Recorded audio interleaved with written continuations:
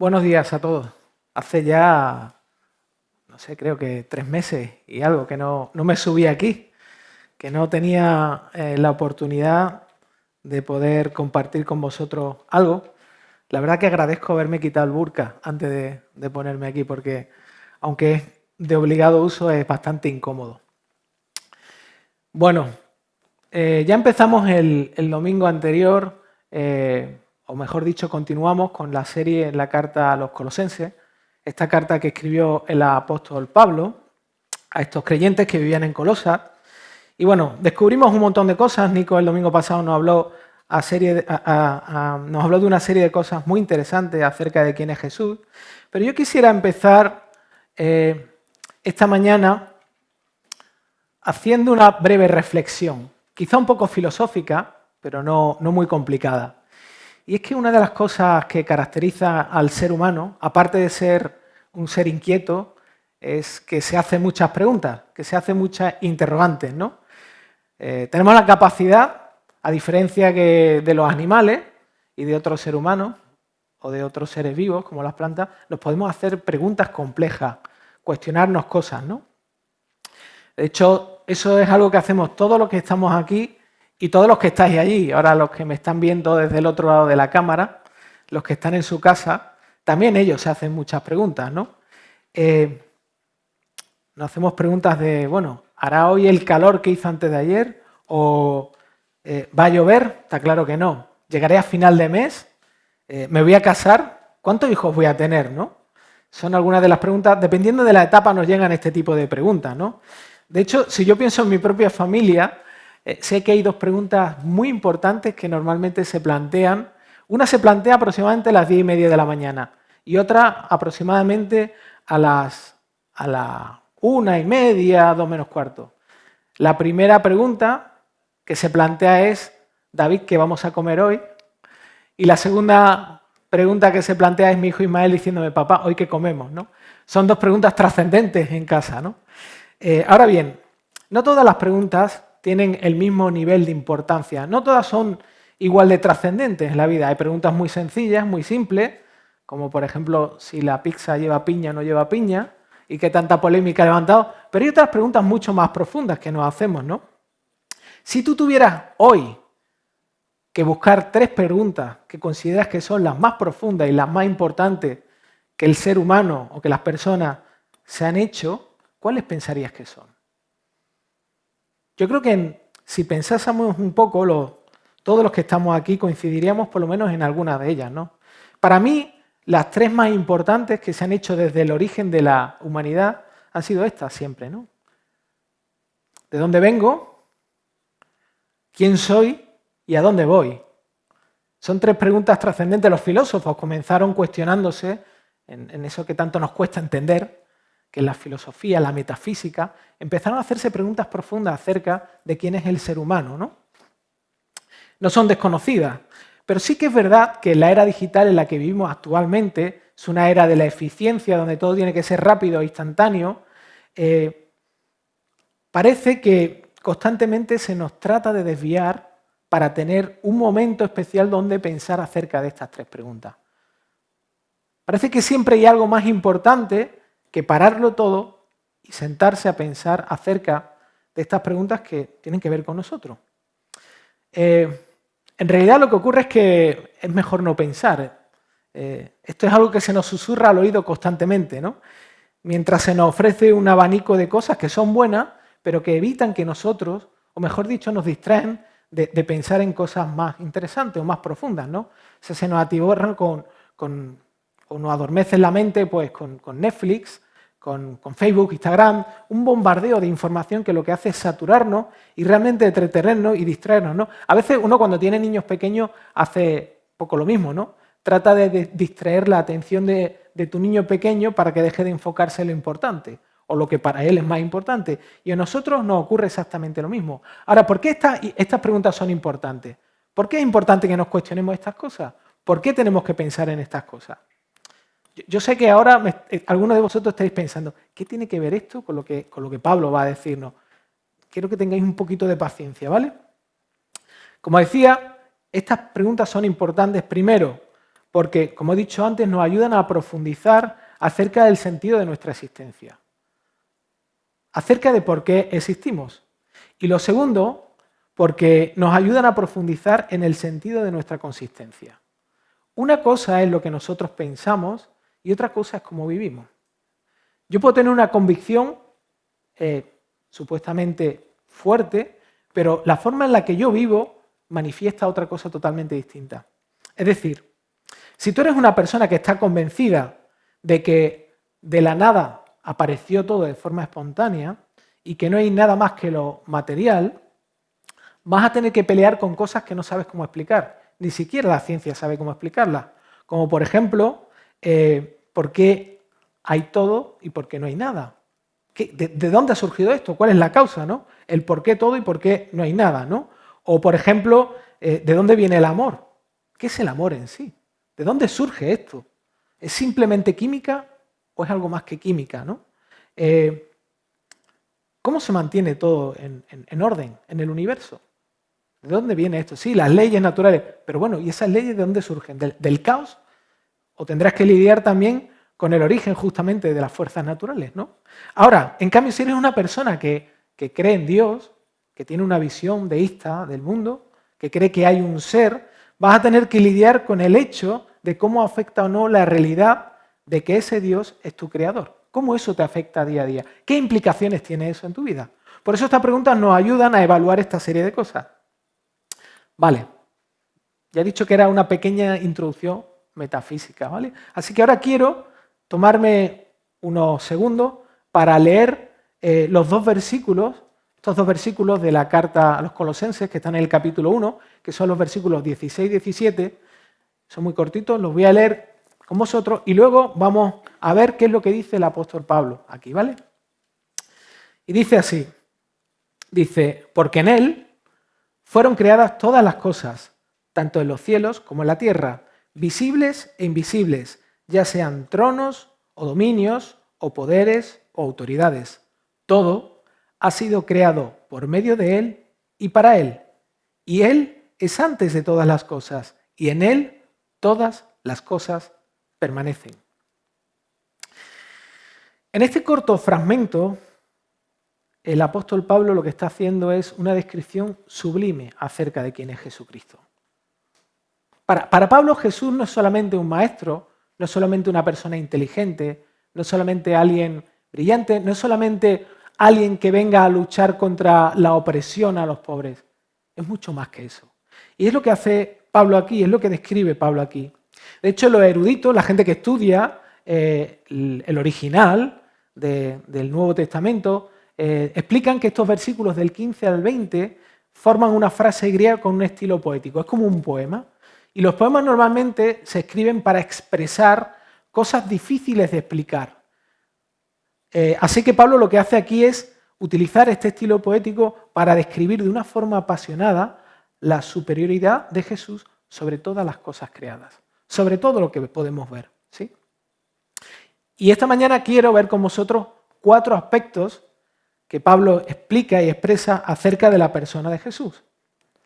Lo primero que Pablo nos dice es que Jesús es la causa de todo lo existente. Y si os fijáis, o recordáis lo que acabo de leer, este fragmento empieza con la palabra ¿por qué? Y esta palabra es importante. ¿Por qué? Valga la redundancia. Es importante porque esta palabra conecta lo que Pablo acaba de decir, justamente antes, el versículo 15, con lo que va a decir ahora en los versículos 16, 17 y posteriores. ¿Y qué dijo en el versículo 15? Bueno, algunos estáis excusados porque no estabais aquí el domingo, pero espero que lo que estuvisteis el domingo pasado os acordéis, al menos de un par de cosas que aprendimos, ¿no? No os preocupéis que yo las voy a recordar, los voy a poner en evidencia. ¿Qué dijo Pablo antes? Bueno, Pablo, una de las cosas que dijo es que Jesús es la representación humana de cómo es Dios. Es decir, si tú quieres conocer cómo es Dios, cómo es el ser más increíble y más grande que nunca jamás ha existido y que no tiene ni principio ni fin, la única manera de poder conocerlo es a través de la persona de Jesús. ¿Por qué? Pues porque Jesús es el reflejo perfecto de ese Dios, ¿sí? Además, esto implica que si Jesús es el único reflejo perfecto de ese Dios, no hay otra forma de conocer a Jesús. O sea, no puedes conocer a Jesús a través de la historia. No puedes conocer a Dios a través de la historia. No puedes conocerlo a través de otros caminos, de otras filosofías. Únicamente puedes conocer a Dios a través de Jesús. ¿Vale? ¿Por qué? Pues porque Él es la imagen perfecta de Dios. Segunda cosa que también aprendimos, que Jesús es superior en autoridad, divinidad y valor respecto a todo lo creado. Él es el primogénito. Y hablamos de que primogenitura en la antigüedad lo que implicaba es que el hijo, que era primero, recibía todo el honor de la familia, todo el reconocimiento. ¿Vale? No tenía que ver con el hecho de que fuera el primero en nacer, sino con el hecho de que era el primero en autoridad, en respeto y en dignidad. Es decir, que Jesús, aun siendo un ser humano, es totalmente diferente y distinto a cualquier otro ser humano. Es único en su categoría. No hay alguien como Él. No lo hay. No lo hay. Nunca jamás lo habrá. ¿Por qué necesitamos recordar todo esto? Porque Pablo lo que está diciendo es que por causa de que Jesús es alguien que está por encima de todo lo demás, en valor, en gloria, por causa de eso, Él es la causa de todo lo que existe. Por quién es Él es el origen y la causa de todo lo que existe. ¿Sí? Ahora bien, sin duda, el énfasis en lo que Pablo está diciendo no es solamente esto. Si os fijáis, repite muchas veces en todas, en todas, en todas. Porque Pablo no solamente está reafirmando que la figura de Jesús es única y suprema, sino que está por encima de absolutamente todo. Es decir, lo que Pablo quiere decir es que no solo creó todo lo que vemos, sino también todo lo que no vemos. Y no sé si habéis dado cuenta, pero en el versículo 16, después de que Pablo diga, porque en él fueron creadas todas las cosas, tanto los cielos, creadas todas las cosas, se detiene ahí y empieza a decir, vale, esto es una expresión genérica. Ahora, quiero explicaros con detalle a qué me estoy refiriendo. Y esto seguro que ha pasado con los niños. ¿No ha pasado alguna vez que estáis con un niño? A mí me ha pasado con mi hijo, que me ha hecho alguna pregunta y yo le he dado una respuesta genérica, ¿no? No sé, imagínate, papá, ¿comer caramelo está mal? Y yo le contesto, Ismael, comer mucho azúcar es malo para los dientes. Y se queda un ratito y luego contesta, papá, ¿pero comer chocolate está mal? Y le digo, sí, Ismael, chocolate tiene azúcar y es malo para los dientes. Vale, pero papá, ¿comer helado está mal?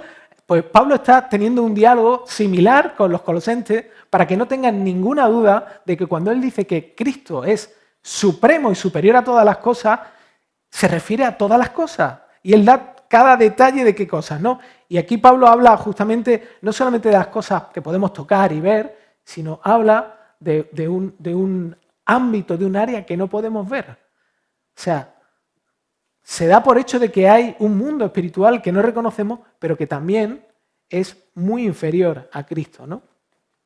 Incluso dentro de ese ámbito hay poderes, hay fuerzas, pero que para nada se pueden comparar con la de Cristo. Eso es lo que podemos aprender de estos versículos. Así que, ¿qué implica esto? Bueno, esto implica que no existe absolutamente nada que Jesús no haya determinado o considerado y sometido a su autoridad desde la eternidad. No hay nada de lo que haya existido, de lo que existe y de lo que pueda existir que no esté fuera del control de Cristo. Ni el coronavirus, ni las revueltas que hay políticas, ni los problemas económicos, no hay nada que no esté fuera del control de Jesús, ¿vale? Ese es el primer aspecto. El segundo aspecto que Pablo nos enseña aquí es que Jesús es el medio de todo lo existente. ¿Sí? Él dice, todo ha sido creado por medio de Él. Imagínate que quieres construirte una casa. Quiero usar esta ilustración para explicaros qué significa que Cristo no solamente es el que ha diseñado todo, sino que también es el medio a través del cual todo se ha creado. Imagínate, te compras un terrenito donde te gusta, Eleo, en el sitio que te gusta, y te construye una casa de verdad, no de container, una de verdad. ¿Cómo comienzas a construir esa casa? ¿Cómo llevas a cabo este proyecto? Lo primero que haces, si no quieres que la casa se te caiga encima o hagas una porquería, es contratar a un arquitecto, ¿no? A un buen arquitecto, que puedas pagar, obviamente. ¿Vale? Este arquitecto lo que va a hacer, primero es una persona que tiene conocimiento. Él sabe cómo se pueden construir las cosas. Él sabe que no puedes poner un cimiento y luego una base más ancha porque se va a caer. Él sabe cuáles son los cálculos. Él sabe cómo funciona esta técnica de construcción, ¿vale? Entonces, él se va a encargar de plasmar en los planos la idea de cómo va a ser tu casa, ¿sí? Cuando ya tienes el proyecto y los planos, ¿qué necesitas? Normalmente el arquitecto no se ensucia las manos, sino que buscas a un constructor que es quien se encarga de ejecutarlo y de poner los cimientos, poner las paredes, hace todo lo que el arquitecto ha dejado registrado en el plano. Él se guía por el plano, así lo hace. ¿Con el objetivo de qué? De que esa casa que está dibujada se convierta en algo real y que tú puedas vivir y disfrutarlo.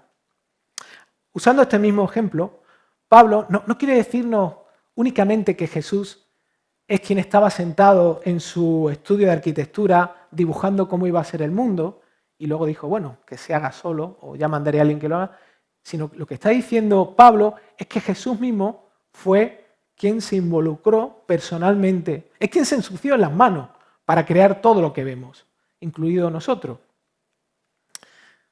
Y algo que me encanta, Jesús no es solamente el constructor del universo, como estaba diciendo, sino es el artesano. Es el artesano. ¿Qué es un artesano? ¿Qué es lo que caracteriza a un artesano? Pensadlo por un segundo. ¿Qué hace a un artesano ser un artesano? Para mí, un artesano es alguien que es caracterizado por la calidad y la singularidad de su trabajo. Un artesano hace lo que hace bien y lo hace de una forma única y exclusiva. Por eso es un artesano. Además, un artesano no crea réplicas. Un artesano no crea las cosas como una cadena de montaje. No crea todo igual, sino que un artesano lo que hace es crear piezas únicas que reflejan su destreza, su genialidad y su autoría. El artesano deja las marcas de su carácter en lo que crea. Eso es lo que ha hecho Cristo. Él ha sido el medio involucrado para crear todo lo que vemos y poner sus marcas ahí. ¿Te acuerdas cómo empieza Génesis 1? ¿Cómo empieza la Biblia? Obviamente por el principio, ¿no? Qué pregunta más tonta, ¿no? Capítulo 1, versículo 1. Pero en el capítulo 1 de Génesis, en la creación, ¿qué ocurre ahí? Ahí se nos relata, se nos explica cómo Dios creó todas las cosas. ¿Y cuál fue el medio por el cual Dios creó las cosas? La palabra. Dice que, y Dios dijo, y Dios dijo, y Dios dijo. O sea, Dios habló y las cosas fueron y existieron de la nada, ¿no? Ahora, ¿quién era esa palabra?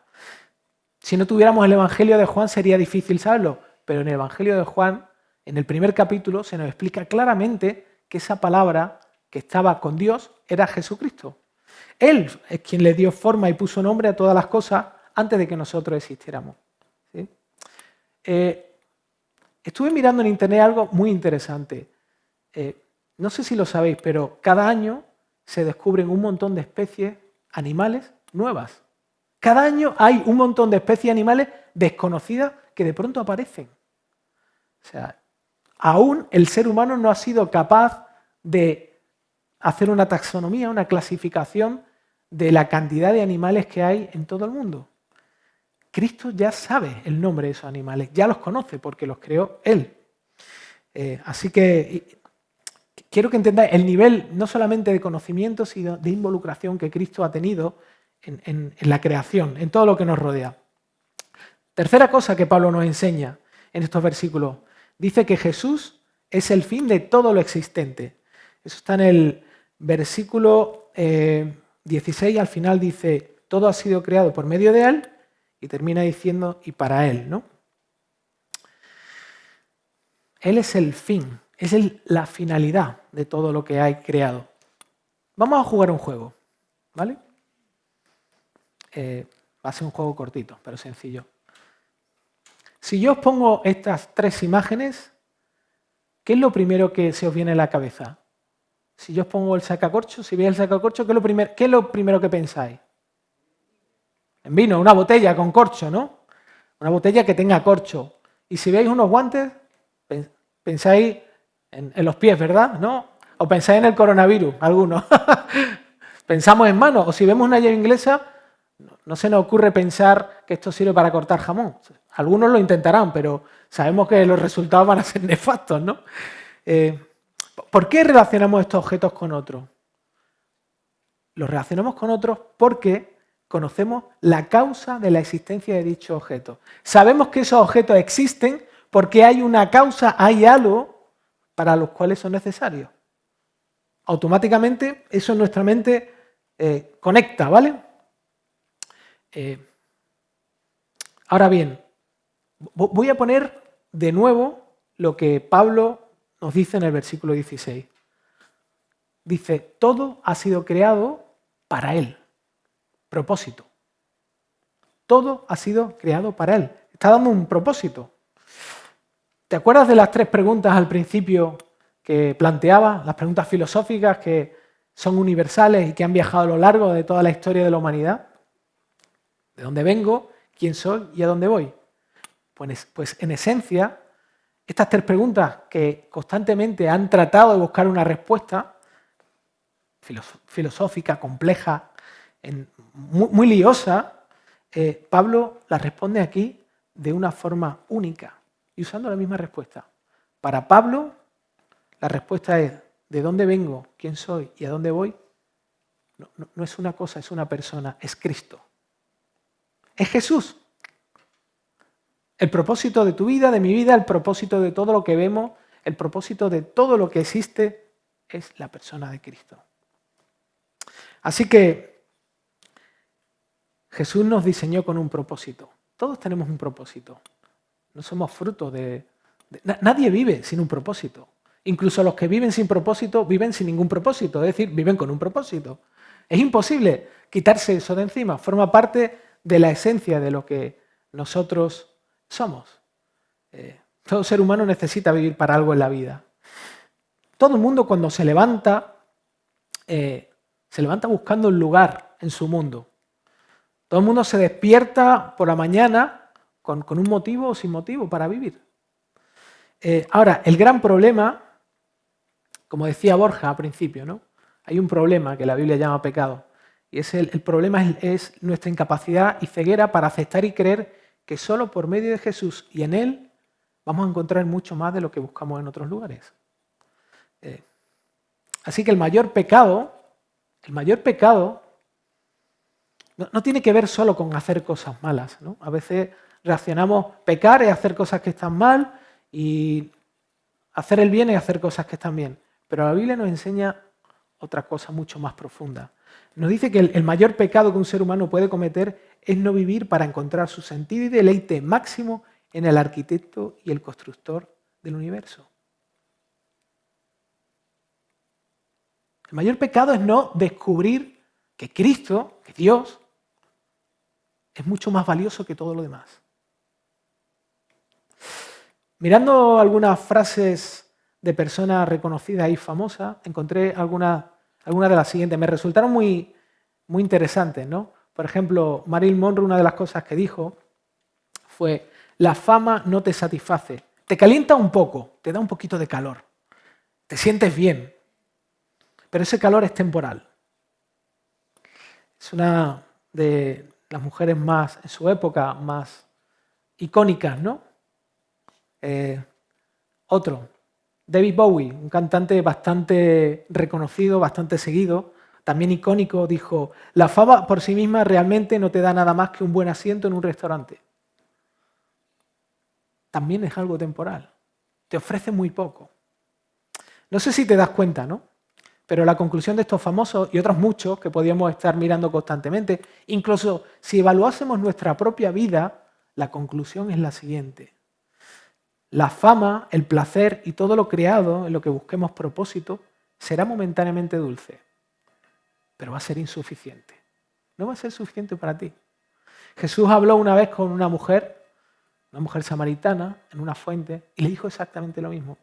Le dijo: lo único que realmente puede satisfacerte, lo único que realmente te puede dar identidad, lo único que realmente te puede convertir en lo que tú eres, soy yo. Así que no vivir para Jesús es tan absurdo como ser un coche que no circula por la carretera, un avión que no vuela o un reloj que no da la hora, que no tiene ni manillas, ¿no? Además, el ser humano solo es capaz de vivir la verdadera humanidad en plenitud cuando vive para Cristo. Si Él es el creador, si Él es quien nos ha creado, si Él es quien nos ha diseñado, nos ha dado un propósito, si no vivimos para Él, no podemos ser lo que el creador quiere que seamos. Es imposible. Y el cuarto aspecto tiene que ver con el hecho de que Jesús es el que sostiene todo lo existente. Esto es una frase muy simple, muy sencilla, quizá muy reconocida para nosotros, muy repetida, pero tremendamente profunda. Es tremendamente profunda. Borja ha empezado con una ilustración de un conductor o de una conductora con un problema. Y yo quiero hacerte una pregunta en el mismo sentido. ¿Cuál ha sido la mayor velocidad que has alcanzado en un vehículo? ¿Cuál ha sido la mayor velocidad? No lo digas, no quiero saber si era legal o no. No quiero que quede registrado. No quiero que quedes en evidencia. 120, 130, 150, 190. El coche cortó la inyección porque ya no podía más. ¿Y si te digo que tú y yo, ahora mismo aquí sentados, y tú que estás en casa también sentado, posiblemente, y si te digo que todos juntos nos estamos desplazando a una velocidad de más de 100.000 kilómetros por hora? ¿Qué me dirías? ¿Lo crees? Quizá no lo sepas, yo la verdad que no lo sabía, ¿no? Pero la Tierra se desplaza en el vacío, suspendida en el vacío, completando su órbita alrededor del Sol a la vertiginosa velocidad de 107.229 kilómetros por hora. Nosotros nos estamos moviendo a esa velocidad ahora mismo. La gran pregunta es, ¿por qué nos movemos a esa velocidad? ¿Por qué no salimos despedidos? ¿O por qué no nos caemos del espacio si no hay nada y vacío? La ciencia ha tenido que reconocer que la complejidad del universo no solo está constituido físicamente por algo visible, ¿no? Sino que también hay una serie de parámetros que ajustan que el universo funcione como funciona. Y están tan bien ajustados que si no se mantenieran en ese nivel, no habría nada. O sea, hay unas fuerzas que unen los... No quiero entrar en cosas muy profundas, ¿no? Pero todos sabéis lo que son los átomos. Los átomos tienen una partícula que están conectadas entre sí, que están separadas. Si esa separación no se mantuviese constante, no existiría la vida. No existiría nada. Y esto es un mínimo detalle de muchísimos detalles que hay. La temperatura del Sol, las reacciones que el Sol tiene en sí mismo, la cantidad de elementos químicos que se mezclan para que el calor que genere no sea ni mucho ni poco, la situación donde está la Tierra, miles de cosas, miles de variables que ni siquiera los científicos entienden bien ni pueden escribir ni describir, ¿no? Así que detrás de todo esto solo puede haber una inteligencia, un ser inteligente. Y como he dicho, Pablo no nos está diciendo que haya una inteligencia, hay una persona. Hay una persona que es humana y divina detrás de todo esto, que mantiene todo esto en sus manos. Así que Pablo termina diciendo que en realidad es Jesús quien mantiene unidas todas estas cosas. Jesús es el poder que está detrás de todo el universo. Allí donde tus ojos puedan ir, ahí detrás está Jesús, manteniéndolo. Si te pasa como a mí, que te gusta levantarte, ahora que hace buen tiempo, te gusta levantarte temprano y mirar algunos planetas se ven, ¿no? Venus se ve bastante brillante y otros mucho al atardecer. Si te gusta mirar el cielo, déjate sorprender por el hecho de que todo lo que está ahí está siendo mantenido y sostenido por Jesús mismo. Jesús es la fuerza de gravedad. Jesús es la fuerza centrífuga. Él es quien mantiene a todos los planetas del universo en movimiento y Él es la fuerza del universo. Es la cohesión del universo.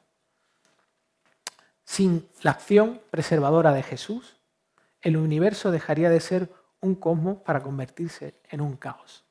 Esta es la realidad. Esta es la serie de cosas que no nos paramos a pensar cuando somos bombardeados con cosas que son, sí, cotidianas, necesarias, pero en realidad son triviales, no son trascendentes. Así que